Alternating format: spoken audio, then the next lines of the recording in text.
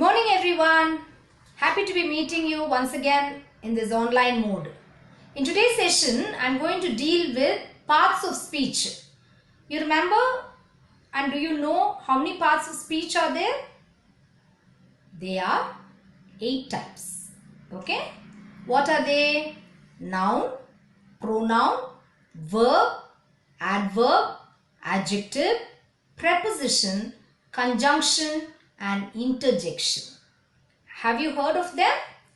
You may have heard of them separately as noun, verbs, but you may not have known that they come under this family called parts of speech. Okay? They are not types of speech. Types of speech means direct speech and indirect speech. These are parts of speech. That means everyday conversations. When we talk, we cannot do or we cannot frame a sentence without using these parts. Like the parts of our body, each part of these 8 types are very, very important to form a sentence. Okay, children? Now let's see one at a time. What do you understand by the term noun? Yeah, nouns are names.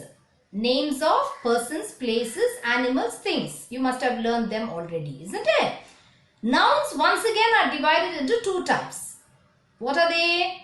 Common nouns and proper nouns. What do I mean by common nouns? Names given in common. All of us are people. Okay? Dogs, cats, cows. All of them are common names. What is their proper name? Rahul, Rekha, Sangeeta. Suppose it's a cat. It will be Pussy or Tommy if it's a dog. Okay? Blackie. We give names, no? Those are the proper names. Why are they called proper names? Because Blackie cannot be Tommy, Sangeeta cannot be Rekha, Rahul cannot be Raja. Isn't it? So it is our proper name. That's the difference between the 2. Common names and proper names. Or common nouns and proper nouns. Okay? So that much for the first part of speech. Then coming to pronouns. What do I mean by pronoun? Any word which substitutes a noun. For example, each of us have a name, isn't it? For example, Rahul, Rekha, as I told you. But Rahul can be replaced by a pronoun called he, which is called the subject pronoun. He can also be replaced by another pronoun called him, which is called an object pronoun. So, pronouns are words which replaces a noun in a sentence, but there are different types of pronouns. There are subject pronoun, object pronoun, then we have many more pronouns also. Relative pronouns, possessive pronouns, we have many. Okay? First, let's concentrate on the subject pronoun and the object pronoun alone. Subject pronouns means the doer of the action. That means I, he, she, they. All these are called subject pronouns. They water the plants. She dances well and so on. The doer of the action is called the subject of the sentence. Okay, children? Now, what do I mean by object pronoun? Words which come after the verb can be replaced by these pronouns. For example, I gave a chocolate to Rahul. Okay, see where that word Rahul is coming after the verb gave, isn't it? So,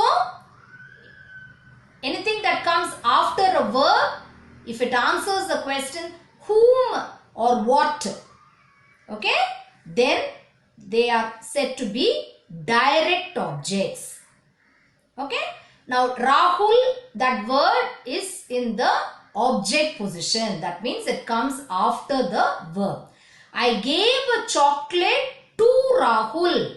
There is one preposition to before it. Then, in my question also, which I ask after the verb, I should add this word. What word? To. So, I gave a chocolate to whom? Since I add that word or preposition to, it becomes an indirect object. So there are two object pronouns. They are called direct object pronouns and indirect object pronouns. Okay? For example, I spoke to him. There, to him, because it has that word preposition to before it, it is called indirect object pronoun. Suppose I say, I met him. I won't say I met to him. I met whom? I met him. Okay? So I don't add that preposition to, which is not required. Then there, that same word him is said to be a direct object pronoun.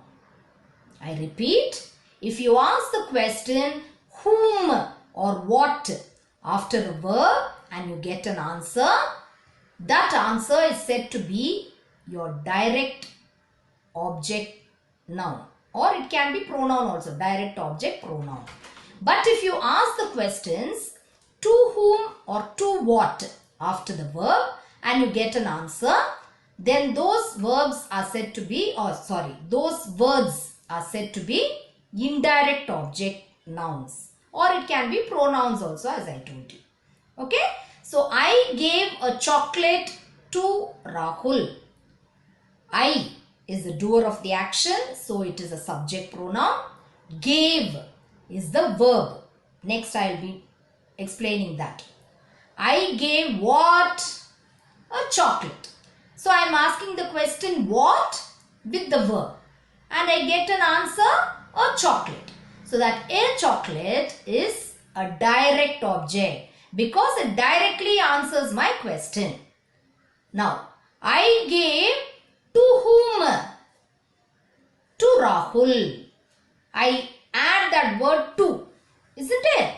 That is why to Rahul is my indirect object noun there. Okay, instead of Rahul, I can even write to him. Then it will become indirect object pronoun, that's all. Okay, so this is the difference between object pronouns and the two different main types. The other relative pronouns, possessive pronouns and all, I will teach you in the later session of videos. Okay, children. Now moving on to the third parts of speech.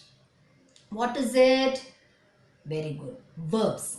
What are verbs? Action words, that's all. All the actions that we do every day. Sit, stand, sleep, walk, talk, see. All these are action words, that's all. We do some action.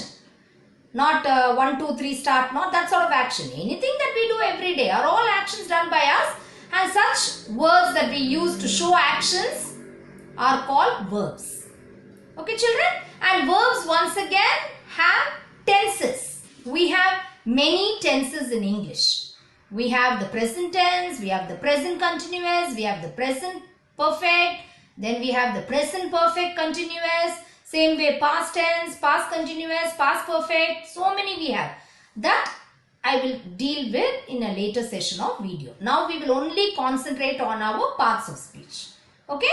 So verb, you know, the action words are called verbs. What are adverbs? The word itself tells you. What does it say? It is adding some more information to the verb. That is why it is adverb. Okay? For example, she dances. Who is dancing? She. What is she doing? Dancing. That itself is over. The sentence is complete. But if we want to add one information like she dances well or she dances gracefully, that word well, that word gracefully are called my adverbs because it tells something more about that action of dancing. Okay? He writes. He writes neatly. He writes beautifully. Okay? That word neatly, beautifully, all those are called adverbs because it adds more information to the action of writing. And mostly, not always, mostly adverbs ends with this last two words ly in English. Quickly, neatly, slowly, beautifully, intelligently, interestingly, all these are adverbs, children. Okay? Fine. Now moving on to the next part of speech, which is called adjective. What are adjectives? Describing words. Okay? When we describe an object or a person. For example, he is smart. She is beautiful. He is intelligent. This novel is interesting. Okay? All these are called the describing words that we use with any noun. That noun can be a person, it can be an object, or it can be an animal. For example, the ferocious tiger, or the tiger is ferocious. Wherever we put it, that word ferocious is an adjective. It tells something more about that animal. It describing something more about that animal. I bought a white dress. Colors also. Okay. Dress is my noun. White dress tells something about its color. So there again, that color word is an adjective. Okay. These adjectives are called qualificative adjectives. What are they called? Qualificative adjectives. Why? Because it tells something more about the quality of something. Why am I specifying it? Because we have other adjectives as well. Demonstrative adjectives, possessive adjectives. So each of these part of speech have many branches or many other side headings below it. Now moving on to adjectives of quantity. Quantity means showing some measurement. And there again we have not only numbers showing measurement. For example, I have 2 sisters. 2 there is an adjective of quantity. Tell something more about your sisters. Both of them are yours. Okay, so 2 is an adjective of quantity. Or it can be words like some, lot of. I have lot of problems. So lot of tells something more about the noun problems. Not little, but I have lot of problems. I have some friends. That means many classmates are there. Many people are there around you. But of them you have some friends. So this some, a little, few, all these are called adjectives of quantity. Okay children? Other than this we have possessive adjective, demonstrative adjectives. We have many. These are the 2 important types. So today we will only concentrate on them. So how many have we seen? 5 parts of speech, and they are the most important ones in the language. What are they? Nouns, pronouns, verbs, adverbs, adjectives. Keep them in mind and learn them in the same order so that you will not forget. Noun, an extension to that pronoun. Verb, an extension to that adverb. Then you have one more adjective. So 5 parts of speech done. 3 more, and they all end with shun. Preposition, conjunction, interjection. Prepositions, as the name itself indicates, it is preposition. You should learn it like that. Pre means before.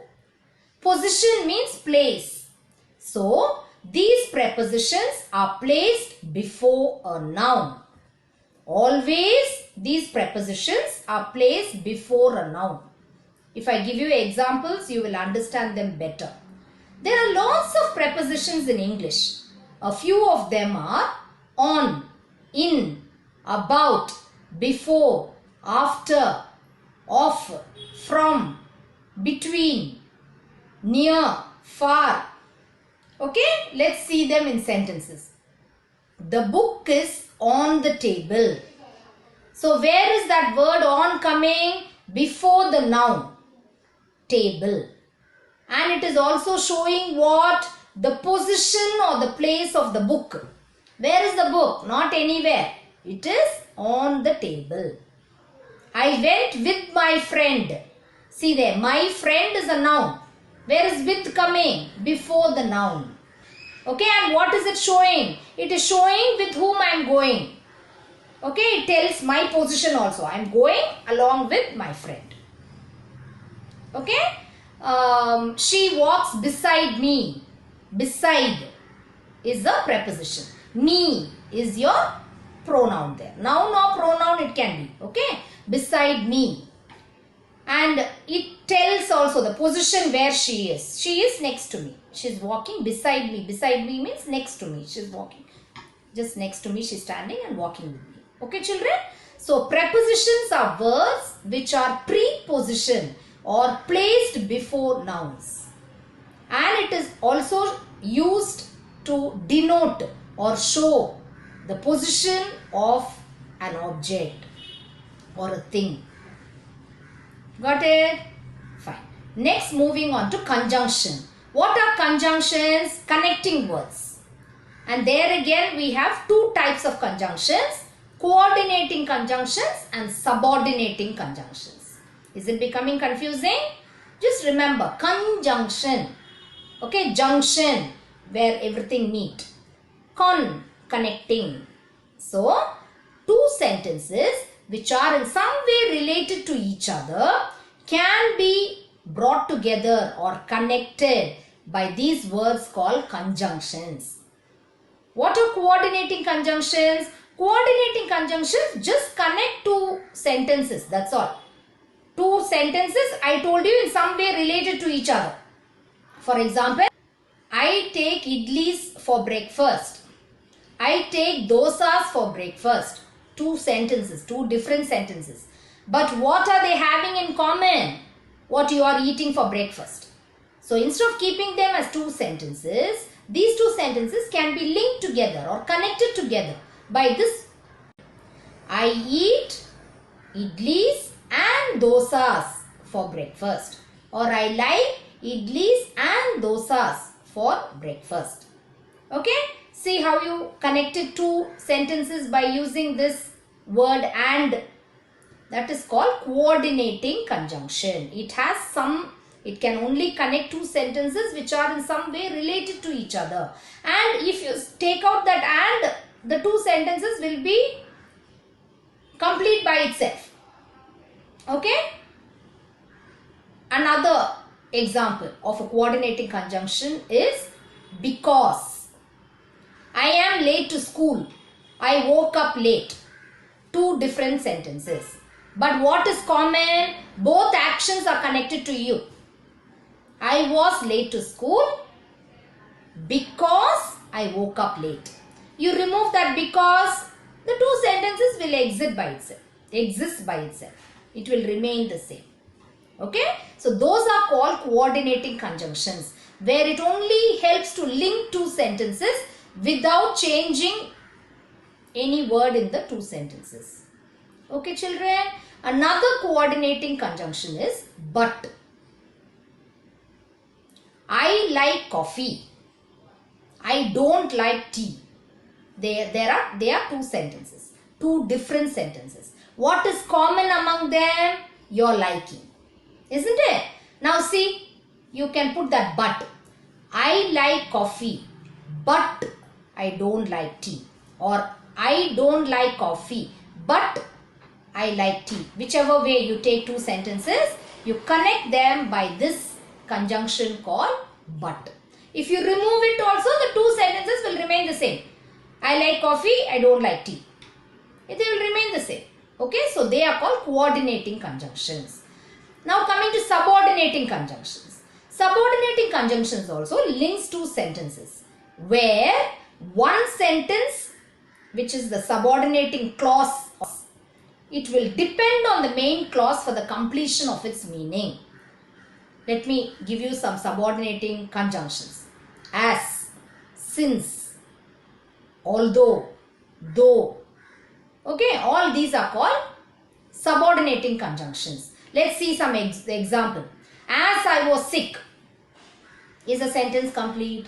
I was sick. Yes, the sentence is complete. As I was sick, is it complete? No. As I was sick, I did not go to school. They took me to the doctor. I slept. I took a tablet. Many ways are there to complete that sentence. Can you see that? That is why a subordinating conjunction will not complete a sentence. It will be only one half of the sentence. Only if you remove it, you can make it as one full sentence. For example, as I was sick. You remove that as I was sick. That's a complete sentence. Who was sick? I was sick. I was what? I was sick. So it is complete in meaning.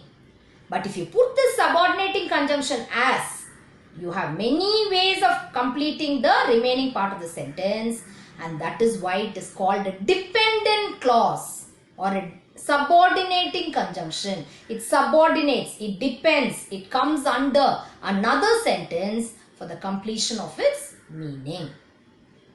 Okay? Though I was rich, I could not buy him a car, or I could not help him. So, though I was rich, remove that though, I was rich, I could not help him. But you put this though, one part of the though I was rich. So many ways of completing the sentence. I could not help him. Okay, I was not happy. Okay, though I was rich, I was not happy. Though I was rich, I could not help him. Though I was rich, I could not travel abroad. So many ways of completing the sentence. That is why it is called a subordinating conjunction. Got it? It depends on another sentence for the completion of its meaning, which does not happen for a coordinating conjunction. Okay? Now coming to the last part of speech, which is called interjection. What are interjections? Simple one-line words. One word, not even one line, one word, which expresses a emotion. For example, there are words that we use in everyday life like ah, oh, ouch, wow. Okay, what are these? One words only. We make some sounds, but they themselves are some emotions. If I say ah, that means I am expressing a surprise. If I say oh, that means I am disappointed and I don't like it. Okay, that way. Wow, that means I am surprised, I am attracted to something. Then I use wow. If I say ouch, that means I am in pain. Okay, so one word itself breaks and gives you an emotion. And then you can even write another sentence after it. Wow, I like the movie. Okay, wow, that's a beautiful dress. So, surprise followed by the explanation. But this one word surprise, or this one word itself is called an interjection. Why do we call it interjection? Because they are normally used in between conversations. When somebody is talking, you need to say only one word and they will understand the meaning. Oh, that means I am doubtful. That also, if I say I am thinking, that means I agree. Okay, it depends, even that interjection, how you use it. Okay, ah is surprise, ah is pain. So these are called interjections. Got it? A quick recapitulation or a review of what we learned, children. Noun, pronoun, verb, adverb, adjective, preposition, conjunction, interjection. Noun, name of place, animals, things. Pronoun, a word which substitutes a noun. Verb, action words. Adverbs, telling more about a verb. Adjectives, describing a noun. Prepositions, placed before a noun to show a position of something. Conjunctions, connecting words.